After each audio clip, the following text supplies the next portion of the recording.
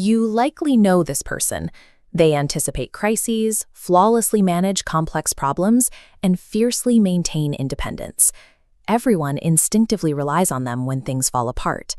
We tend to reward this kind of relentless drive. Society looks at this extreme competence and praises these individuals as born leaders, highly motivated overachievers, or simply having a classic Type A personality.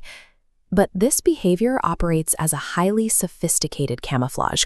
This level of hypercompetence rarely stems from natural ambition.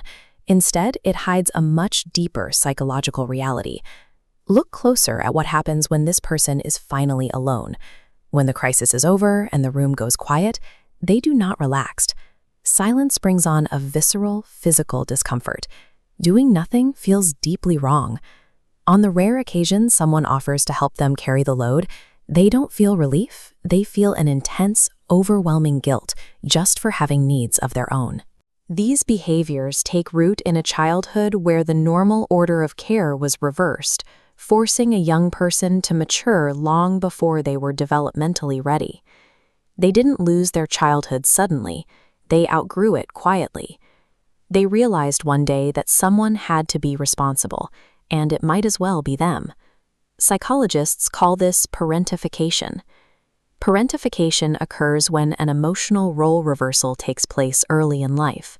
A child is expected to manage the heavy, complex emotions of the adults around them, long before their brain has developed the capacity to do so. A central circle represents a child's needs. As darker circles of adult crises expand and compress from all sides, the child suppresses its own needs behind a rigid barrier. They internalize a brutal lesson. To keep peace, their feelings must always come last. This forced early maturity shifts the nervous system's priority. The brain begins to value environmental stabilization over the child's own emotional connection or needs. When a child grows up without a consistent safety net, their brain develops a specific response known as defensive self-reliance. Early trauma embeds a very simple, rigid rule into the nervous system. You can only truly depend on yourself. Because the adults who were supposed to provide consistency couldn't, the child stops expecting comfort entirely. In adulthood, this translates into a person who appears flawlessly put together on the outside. Internally, however, their brain instinctively assumes any offer of help is temporary and unreliable. Behind this facade is a nervous system that actively distrusts safety. They refuse help because falling without a net is simply too dangerous. This constant vigilance explains why peace and quiet trigger physiological panic for a parentified person. This chart shows uneasy rest. The bottom line tracks environmental noise. The top tracks internal stress. Because childhood quiet meant danger, the moment the environment goes completely quiet, internal stress spikes upward. This high alert triggers a toxic belief. Receiving care means burdening someone else. To a nervous system wired for extreme self-reliance, relaxation registers as a severe vulnerability. Resting doesn't feel comforting, it feels completely undeserved and entirely unsafe. Early forced maturity produces highly tuned emotional awareness.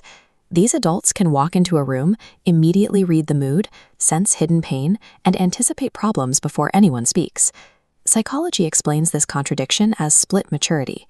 The emotional skills needed to comfort others and manage crises were hyperdeveloped, but parts of their development meant for internal emotional fulfillment were completely rushed and stunted. They are highly empathetic, but deeply guarded. This empathy is a survival tool, developed because they learned the severe cost of caring for others unprotected. The science suggests these traits are survival software running in the background, highly effective tools for a chaotic childhood that are now misfiring in a peaceful present. If this sounds familiar, your nervous system actually adapted brilliantly to immense pressure. You were forced to learn responsibility and strength long before you ever had the chance to know safety or softness. The environment that demanded that strength is gone. The childhood war is already over, but your body's internal alarm system hasn't received the message yet. Healing from this specific trauma requires a physiological update that honors the strength you developed while acknowledging you are now in a different world. This update involves the daily, repetitive work of teaching the brain that the environment has changed and the old survival mechanisms are no longer necessary for your safety. You survived by carrying the weight of the world when you were just a child. The true work of adulthood is finally giving yourself permission to put that weight down.